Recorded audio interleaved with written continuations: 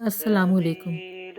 ایک نظام نیچے زمین پر چل رہا ہے اور ایک نظام اوپر آسمان پہ چل رہا ہے۔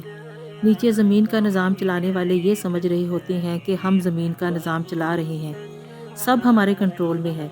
ہم چاہیں تو کسی بھی ملک اور اس میں رہنے والوں کو اپنا غلام بنا لیں، دل کرے تو کسی بھی ملک کے بخیے ادھیڑ کر رکھ دیں۔ اپنی طاقت کے نشے میں یہ سمجھ رہے ہوتے ہیں کہ اس زمین کے ہم بادشاہ ہیں۔ جو ہمارے سامنے گھٹنے ٹیکے اسے ہم نواز دیں گے، جو تھوڑی چوں چرا کرے اسے بھون کے رکھ دیں گے۔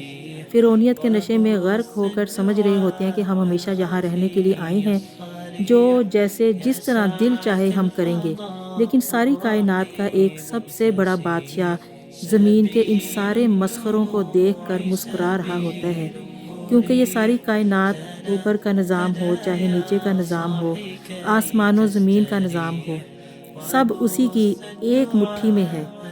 وہ تو صرف ایک کن کہہ کر اوپر کا نظام نیچے اور نیچے کا نظام اوپر کر سکتا ہے، اور وہ ان کی ساری چالوں کو ناکام کرتے ہوئے کہتا ہے کہ واللہ خیر الماکرین، اور اللہ کی چال سب سے بہترین ہے۔ یہ جتنی بھی چالیں چل لیں، یہ جتنے بھی تدبیریں کر لیں، اللہ تعالیٰ کی تدبیر سب سے بہترین ہے اور وہ سب سے بہترین تدبیر کرنے والا ہے۔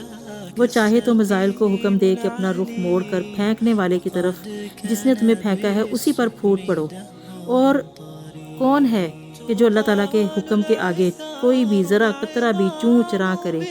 پھر سوال یہ پیدا ہوتا ہے کہ وہ کیوں ظالموں کو نیست و نابود نہیں کر رہا، تو وہ کیوں ظالموں کو ان کے انجام تک نہیں پہنچا رہا؟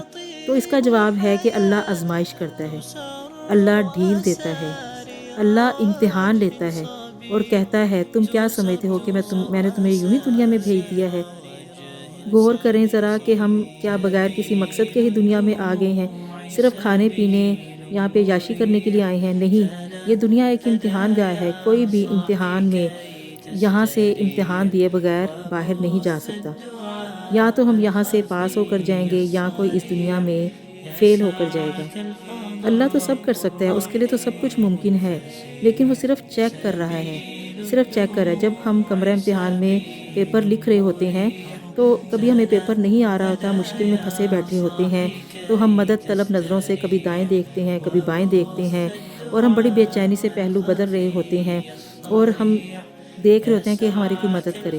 استاد چکر لگا رہا ہوتا ہے کلاس میں، وہ ہماری بے چینی کو بڑے اچھے سے محسوس کر رہا ہوتا ہے، اور استاد دل میں یہ سوچ رہا ہوتا ہے کہ بیٹا مجھے تو ان سب سوالوں کے جواب آتے ہیں، میں تو یہ سارا پیپر حل کر سکتا ہوں، لیکن یہ تمہیں خود حل کرنا ہے، یہ تمہارا امتحان ہے۔ یہ امتحان نہیں، تمہاری ایک آزمائش ہے۔ یہی تو فیصلہ کرے گی کہ کس نے وقت برباد کر کے اپنے آپ کو ضائع کر کے امتحان میں ناکام ہوا، اور کس نے وقت کو غنیمت سمجھ کر اس کی قدر کر کے امتحان کو پاس کیا۔ اللہ تعالیٰ تو ایک سیکنڈ سے پہلے ہمارے سب مسائل حل کر سکتا ہے، لیکن وہ ہمیں جانچنا چاہتا ہے کہ کون کھرا ہے اور کون کھوٹا ہے۔ اللہ کسی کو طاقت، عزت، دولت، شہرت دے کر آزما رہا ہوتا ہے، اور وہ کسی یعنی کہ اس نعمتوں کو اللہ تعالیٰ دے کے آزماتا ہے کہ کون اس کا کتنا غلط استعمال کرتے ہیں، اور کسی کو برے حالات سے گزار کر آزمائش کر رہا ہوتا ہے کہ کون کتنے ثابت قدم اور کتنے صبر کرنے والے رہتے ہیں۔ اور پھر ہمیشہ ہوتا تو وہی ہے جو منظور خدا ہوتا ہے۔ اللہ تو سب کر سکتا ہے، لیکن وہ یہ دیکھنا چاہتا ہے کہ یہ 57 اسلامی ملک کیا کر رہے ہیں۔ میں پہلے ان کو آزما لوں کہ یہ کیا کر رہے ہیں، اور پھر اللہ ایک ایک بندے کو دیکھتا ہے کہ میرے اس بندے کے پاس کچھ کرنے کے لیے کتنی کی طاقت ہے۔ اگر اس کے پاس ہتھیار نہیں تو میرے حبیب نے، میرے حضرت محمد مصطفیٰ صلی اللہ علیہ وسلم نے ان کو بتایا ہوا ہے کہ دعا مومن کا ہتھیار ہے۔ تو یہ کیا اپنی حیثیت کے مطابق، اپنی طاقت کے مطابق کون کتنا کتنا حصہ ڈال رہا ہے، کون کتنی آواز اٹھا رہا ہے۔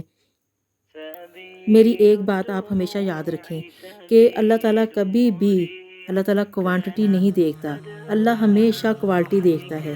وہ یہ نہیں دیکھتا کہ پہاڑوں کے پہاڑ میرے پاس لے کر آؤ، وہ ایک ذرہ دیکھتا ہے، چاہے وہ بس ایک ذرہ ہو لیکن اخلاص ہو۔ اللہ تعالیٰ صرف خالص اخلاص کو دیکھتا ہے، چاہے وہ ایک ذرہ ہی ہو، اور جس میں اخلاص نہ ہو چاہے وہ پہاڑ بھی ہوں تو وہ کوئی حیثیت نہیں رکھتے اللہ کے سامنے۔ تو ہمیشہ ایک بات یاد رکھیں، اللہ ہمیشہ کوالٹی دیکھتا ہے، کبھی بھی وہ کوانٹٹی نہیں دیکھتا۔ پھر چاہے جب حضرت ابراہیم علیہ السلام کو آگ میں پھینکا گیا ہو اور اس کے شعلے آسمان تک بلند ہو رہے ہوں، اور ایک ننھی سی چڑیا بھی اگر اپنی چونچ میں پانی لے کر جائے کہ میں اسے بجھاؤں گی، تو وہ چونچ میں ایک قطرہ بھی قبول ہو جاتا ہے۔ پھر چاہے فلسطین پر جو ظلم ہو رہا ہو یا کسی بھی مظلوم مسلمانوں پر ظلم یا زیادتی ہو رہی ہو، تو جائے نماز پر بیٹھے دکھی دل سے دعا کرتے ہوئے ہماری آنکھ کے ایک آنسو کا قطرہ ہی ہو، وہ بھی قبول ہو جاتا ہے۔ اس چڑیا کی طرح ہمارا بھی حصہ ڈل جاتا ہے۔ پھر چاہے چڑیا کی چونچ کا قطرہ ہو یا ہماری آنکھ کے آنسو کا قطرہ ہو، تو وہ آنسو کا ایک قطرہ بھی اس چڑیا کے چونچ کی قطرے کی طرح قبول ہو جاتا ہے۔ دونوں ہی اللہ تعالیٰ قبول فرما لیتے ہیں۔ ہر مسلمان اپنے مسلمان بھائی کے لیے ایک دکھ، ایک تکلیف، ایک کرب لے کر بیٹھا ہوا ہے، اور ہر کوئی ان کی مدد کرنا چاہتا ہے، اور ہر کوئی ان کے لیے دعائے خیر کر رہا ہے۔ جو جتنا کر سکتا ہے ہر کوئی اپنا حصہ ڈال رہا ہے۔ اللہ تعالیٰ سارے مسلمانوں کے ان حصوں کو قبول کرے، اور جو جتنا ان کے لیے کر رہا ہے اللہ تعالیٰ ان سب کو قبول کرے۔ میرے ساتھ سب مل کر بولیں، اللہ مظلوم بے بس مسلمانوں کی، فلسطین کی مدد فرمائے۔ آمین ثم آمین۔ أسارر رجه صبي سبيل